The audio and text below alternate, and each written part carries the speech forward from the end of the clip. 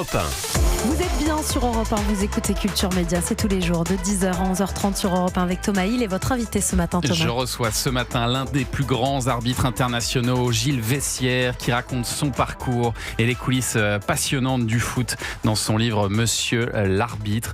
Quand vous voyez de grandes compétitions là, qui démarrent, comme la Coupe du Monde qui a démarré hier, est-ce que vous avez toujours un petit pincement au cœur de ne pas être sur le terrain, Gilles ? Ah non, pas être sur le terrain, non, parce que chaque chose, il faut savoir passer, et moi, c'est fini.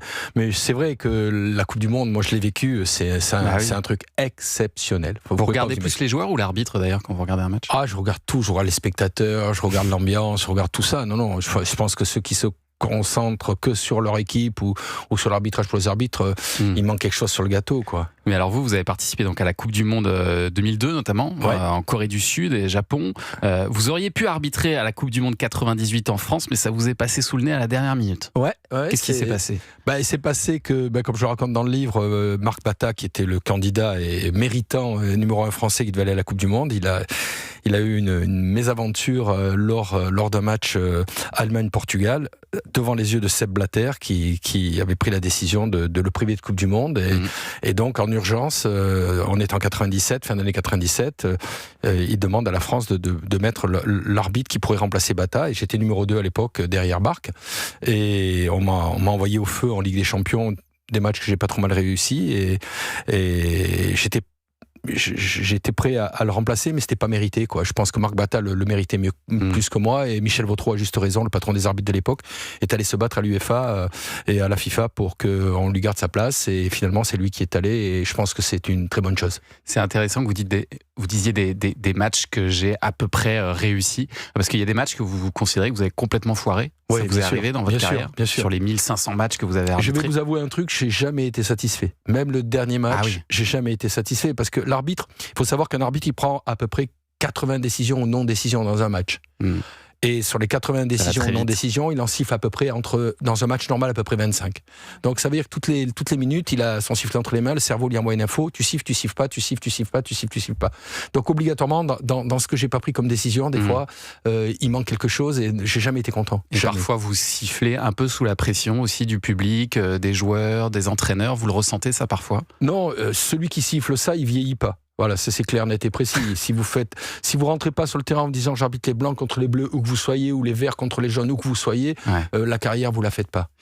Mais alors j'ai appris dans votre livre que jusqu'à la fin des années 90, les arbitres, ils avaient tous un boulot à côté. Vous avez toujours eu un boulot d'ailleurs à côté. Il n'y avait pas d'arbitre pro. Et alors ça c'est assez dingue. La plupart des arbitres à l'époque, ils étaient cheminots.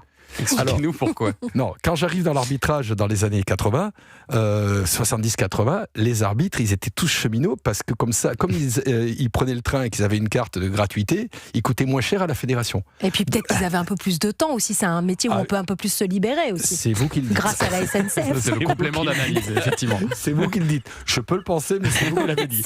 Non, mais c'est vrai, c'était paradoxal, mais c'était les cheminots. Et alors les promotions, ils les avaient, les gars, parce qu'ils coûtaient vraiment pas cher. Et c'est vrai, c'est un décalage. L'arbitrage a toujours été sous-évalué. Je vois que maintenant, ils sont professionnels. Mais j'ai pas que dans les années 80-90. Moi, je reste amateur jusqu'en 2005. Quand je pars en 2005, je suis toujours amateur. J'ai toujours un statut amateur. Et c'est toujours mon boulot qui nourrit mes enfants. Et vous dites, mon premier match en Ligue 1, alors c'était la Division 1 à l'époque. Exactement. Vous avez été payé 91 €. Ouais, je touche 600 francs à l'époque pour faire Montpellier-Toulouse en première division, mon premier match, c'est-à-dire 91 €. Et je dis, à 91 €, t'as ton libre arbitre. Je l'explique bien dans le livre. À 91 €, quand un joueur venait sur moi, je pourrais te croire que je lui faisais comprendre qu'il allait pas y rester longtemps, quoi. T'as ton libre arbitre, mais en même temps, ça peut laisser penser que la corruption est plus simple, d'aller corrompre un arbitre qui gagne très peu sa vie. C'est pour ça d'ailleurs peut-être aussi qu'on a augmenté le prix aujourd'hui. Combien gagne un arbitre aujourd'hui, par exemple, pour arbitrer un match de Coupe du Monde ? Alors la Coupe du Monde, j'ai regardé un petit peu, et je vais vous le dire, mais ce qu'il faut savoir, c'est qu'aujourd'hui les arbitres ont un statut professionnel, ils ont un contrat un petit peu précaire, puisqu'ils ont 1 ou 2 ans de contrat, donc ils peuvent être ramenés à descendre en 2e division, donc la pression est énorme sur leurs épaules, et ça c'est quelque chose que je trouve un petit peu critiquable, même si je sais qu'il faut un turnover, tout ça, mais je trouve que c'est très très dur pour eux de porter ça. Mais il faut savoir qu'un arbitre, comme je le dis dans le livre, il gagne environ 15 000 €. 15 000 €, c'est quoi ? C'est un très bon avocat parisien, en moyenne par mois, je parle, et c'est un peu plus que le Premier ministre et un peu moins que le Président de la République. Donc je trouve qu'aujourd'hui, un très beau salaire. L'ascenseur social, il est réussi et ils ont un très bon salaire. Les gens disent « Ah, mais c'est pas assez parce qu'il y a des joueurs qui gagnent tant. » Non. 15 000 euros, c'est énorme. Raison gardée, quand on va dans un stade, on n'y va pas pour voir un arbitre, on y va pour voir un spectacle qui est fait par les joueurs. Donc c'est eux les artistes et c'est eux qu'il faut payer. Et alors, le fait de bien payer ces arbitres, on l'a dit, c'est aussi un moyen de contrer un petit peu la corruption. Et dans votre livre, Gilles Vessière, vous levez le voile un peu sur ce grand tabou quand même du foot et puis du sport en général, la corruption. Et c'est pas une légende, hein. Vous-même, on a déjà essayé d'acheter votre arbitrage. Oui. Ça, ce que vous racontez, c'est assez stupéfiant, la manière dont ça se passe. Oui, non, mais ce qu'il faut savoir, c'est que quand il y a les fiefs coquins qui entouraient le football dans les années 80-90 notamment, ils avaient tout. Il faut savoir que on était amateurs. On était appelé d'aller représenter la France 3 jours à l'étranger, le mardi, mercredi, jeudi, par exemple en semaine pour faire un match de Coupe d'Europe. Et on nous donnait un défraiement. Vous posiez donc 3 jours chez votre patron, hein, donc 3 jours de congé. Ouais. Si vous faisiez 10 matchs dans la saison, il n'y avait plus de congé avec la famille, pour vous dire un petit peu le statut, comme il était précaire. Et en tout et pour tout, on vous donnait 200. À l'époque. Dans les années 90, on vous donnait 285 euros par jour. C'est tout ce que vous aviez, ce que vous perceviez. C'est-à-dire que vous faisiez une finale de Coupe d'Europe pour 285 euros x 3, c'est-à-dire moins de 900 euros. Donc on peut être soumis à la tentation. C'est ce que j'explique dans le livre, où j'explique comment un match de Ligue des Champions, comment il était approché, comment on essaye de... quelles étaient les sommes qui étaient proposées. Mais, ça vous est arrivé au Liban, hein. Ouais, moi pour le titre au Liban, oui, c'était assez magique parce que au moment de nous rembourser nos frais de déplacement et notre prime de match, la personne a sorti, le responsable de la fédération, très proche du club gouvernemental, puisque là-bas il faut savoir qu'il y a 2 équipes, c'est Al Ansar et Nejmeh. Al Ansar c'est un peu le PSG local et Nejmeh c'est l'OM, et en l'occurrence la Fédé est très proche d'Al Ansar, et chaque fois qu'il nous payait, il nous disait allez Al Ansar, allez Al Ansar, allez Al Ansar. Ah ouais. Et donc il nous paye le frais, et au moment donc où l'avait payé tout le monde, il nous dit combien vous avez d'enfants? Moi j'ai dit j'en ai 3, donc il reprend 3 poignées de billets, les trucs, et là on a commencé à voir, et puis j'explique toute la finalité du dossier sur le livre. Vous n'allez pas me faire dire toutes les croustillantes alors qu'il faut que les gens aillent vite chercher Monsieur l'arbitre dans les bonnes librairies partout. Et voilà, vous avez tout dit, Gilles Vessière. Mais on va continuer à parler de tout ça quand même, parce qu'il faut qu'on parle aussi de la violence qui existe bien souvent sur les terrains, dans le foot pro comme amateur. Ça, c'est vrai qu'on se rend compte que c'est vraiment pas un métier facile, loin de là. Et puis vous parlez aussi de l'arbitrage vidéo, la VAR qui nous a pas facilité la vie. Vous nous direz pourquoi. Culture Média. Thomas Hill. Merci d'être avec nous pour la suite de Culture Média. Dans un instant, nous recevrons Léa Delot et Even pour le spectacle hommage à France Gall et Michel Berger de Michel à France. Mais on est toujours avec Gilles Vessière qui vient pour son livre Monsieur l'arbitre. Alors on le sait que les arbitres, ils se font insulter à peu près à chaque match. On le sait qu'ils reçoivent aussi des coups de pression parfois terribles. Vous le racontez d'ailleurs dans votre livre, notamment cet échange houleux que vous avez eu une fois avec Luis Fernandez, entraîneur du PSG à l'époque. Mais comment vous le vivez, vous? Et comment vous le vivez, même quand vous rentrez chez vous? Je me dis que ça doit être très dur parfois, ce métier. Ouais, c'est dur. C'est vrai que des fois, on a des coups de mou parce que la fatigue, parce que les responsabilités familiales et professionnelles à côté font qu'il faut se remédier dedans, puisque je suis, comme je vous l'ai dit tout à l'heure, un statut amateur. Mais vous savez, quand vous rentrez dans un stade, moi je vais vous raconter une anecdote, et je sais plus si je l'ai mis dans le livre, mais elle était assez cocasse. Je vais arbitrer Real Madrid-Manchester en demi-finale de Ligue des Champions à l'époque, le grand Real de Zidane, Roberto Carlos contre le grand Manchester United avec Beckham, les frères Neville, Sir Alex Ferguson. Je crois qu'il y a entre 1 milliard et 1,5 milliard de téléspectateurs sur la planète, et j'arbitre ce match-là, un superbe match, et le samedi j'allais arbitrer en 2e division. Je rentre, je me change de truc, je vais à Wasquehal. Et donc, je crois qu'il y avait, dans ce grand stade vide, il y avait un petit millier de personnes, et dans une tribune, tout seul, il y a un gars, dès la première minute, ne me demandez pas pourquoi, il a commencé à me pourrir, à m'insulter, tout ça. Et j'entendais que lui. C'est-à-dire que j'avais pas entendu les 60, 70 000 à Real, mais sa voix, lui, à Wascal, tout seul, pendant 1h30, il a mangé du Gilles Vessière et de l'arbitre. Vous entendez que ça, donc c'est paradoxal. Quand il y a du monde, quand l'ambiance, vous êtes tellement concentré, mais par contre, isolé, je peux vous garantir qu'il vous quitte pas. Mais vous les entendez quand même, les chants des supporters qui vous insultent et tout vous ça. Entendez les ambiances l'ambiance. C'est ça qui est fabuleux. Surtout quand vous rentrez, les tifos et tout ça, je peux vous dire que ça bouge. Ça bouge à l'intérieur. Et alors, un jour, en janvier 99, parce que l'intimidation, elle continue aussi parfois après le coup de sifflet final. Ça peut même aller très loin. En janvier 99, alors ça, c'était pendant un match Bastia-Rennes. Vous racontez qu'un joueur corse vous a menacé d'abord sur le terrain. Gilles Vessière, ça a commencé comme ça. Et puis, heureusement, le président du SC Bastia, lui, s'est montré très respectueux et protecteur parce que vous aviez du mal à sortir du terrain. C'est une anecdote incroyable. D'abord, je salue le football corse et j'en parle beaucoup dans mon livre très positivement parce que j'ai beaucoup appris dans le football corse et j'ai gagné beaucoup d'amis. Et c'est un football particulier, mais c'est un football d'hommes. Et ce match-là, il jouait la Coupe d'Europe entre Bastia et Rennes. Et je me suis retrouvé dans une situation où j'ai dû expulser 2 joueurs après un quart d'heure de jeu. Donc Bastia s'est retrouvé à 9 contre Rennes. C'était très très compliqué.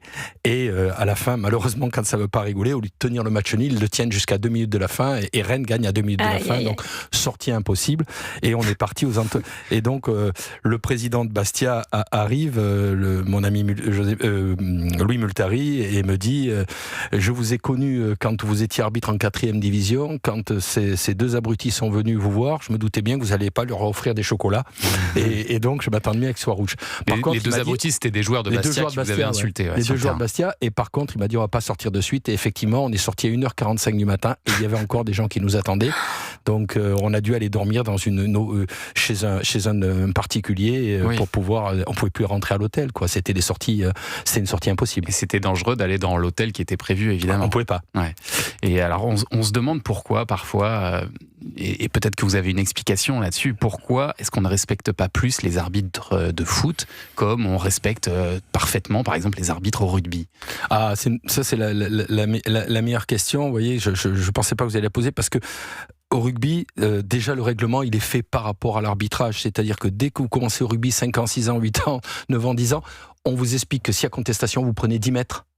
Donc ça déjà, vous punissez toute l'équipe par rapport à la contestation. Donc en général, les 14 autres joueurs, ils vont régler le problème en disant tu vas pas contester, on s'est pris 10 mètres, on a eu du mal à gagner du terrain, sur ta contestation on en prend, et puis tu peux encaisser 3 points ou tu peux te retrouver avec une pénale touche. Mais au foot aussi, il y a des sanctions. Oui, mais le football, elles sont pas aussi fortes, il n'y a pas de modification. Elles sont pas assez fortes alors. Elles sont pas aussi fortes. Vous avez la sanction administrative, le carton, mais la sanction technique, par exemple les 10 mètres au rugby, puis il remet 10 mètres et puis carton jaune, je prie de croire que ça soigne tout le monde. Ensuite, il faut pas oublier que le rugby, il est né dans une région de partage qui est le sud-ouest, où il y a une volonté d'abord de se faire plaisir, même si des fois c'est des bourre-pifs, les matchs de rugby de cette région, pas en top 14 bien entendu. Donc l'état d'esprit est complètement différent. C'est pas le même public du tout, c'est pas du tout le même public entre les deux sports. Donc l'arbitrage du rugby, il est façonné par rapport à un sport qui est quand même, qui a une culture très proche entre l'arbitre et les joueurs. Et alors justement sur l'arbitrage, vous parlez aussi dans votre livre, Gilles Vessière, de la VAR, que vous appelez le virus à retirer. Qu'est-ce que vous avez contre la VAR, contre l'arbitrage vidéo? Parce qu'on se dit que c'est plutôt une aide pour les arbitres. Non, mais vous plaisantez, Thomas Hill. On leur a mis ce décès-là. Je le dis dans le livre, c'est les grands clubs et les journalistes qui ont voulu ce produit-là, parce que les grands clubs, ils étaient bien embêtés souvent que une petite équipe pouvait éventuellement les battre sur un penalty, sur un coup du sort ou quoi que ce soit.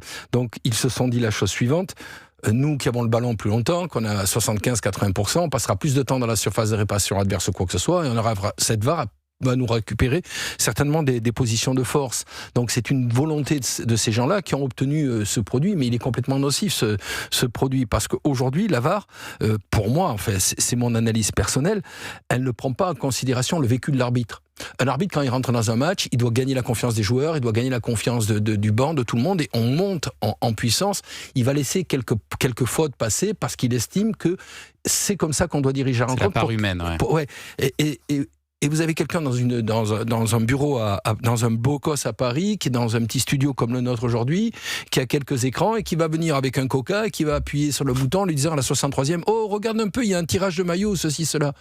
Le Gilles Vessière de l'époque, il aurait dit « Fous-moi la paix, attends, moi je suis en train de mener mon match, tout le monde est content, tout va très très bien, ne m'embête pas là-dessus ». Et on va sortir une image, et on va la faire parler, cette image. Oui, mais après, quand c'est pour une faute grave, quand Mais là, c'est pour... vous citez le coup de boule de Zizou, par exemple, qui n'avait pas été vu, et vous dites que c'est un peu la naissance de la VAR. Exactement. Oui. J'ai des propos chocs là-dessus. Parce là, que vous êtes d'accord qu'il fallait le sanctionner? Bien sûr, il ne fallait pas sanctionner Zizou, et j'en parle dans mon livre. Sanctionner les deux. Ouais, j'en parle dans mon livre. Mais là, je suis tout à fait partant. Moi, la VAR, si elle vient me sauver sur la main de Maradona, sur la main de Thierry Henry, sur l'agression sur Battiston et compagnie, je suis pour à 100%. Regardez, mais ne rentrons pas sur le vécu de l'arbitre en live avec des joueurs qui ont confiance en son arbitrage et la manière dont il a conduit son match. Merci. Est-ce que, juste pour terminer vraiment en un mot, le club que vous adorez, où vous vous êtes rendu en taxi depuis Strasbourg, je me souviens plus déjà lequel c'est. Ouais, j'ai une anecdote extraordinaire d'un taxi entre Strasbourg et Sochaux et d'une arrivée au stade à 20h25. Je pense que vous la découvrirez dans le livre. Ouais, elle est très bien, cette année. Aux éditions Vaillant, et je pense que celle-là, elle vous sent. Merci, monsieur l'arbitre. Le plus important, c'était de citer Sochaux. Fallait dire avec Gilles Vessière, c'est obligé. Merci beaucoup, Gilles Vessière, d'être venu ce matin. Et donc, on vous recommande ce livre, Monsieur l'arbitre.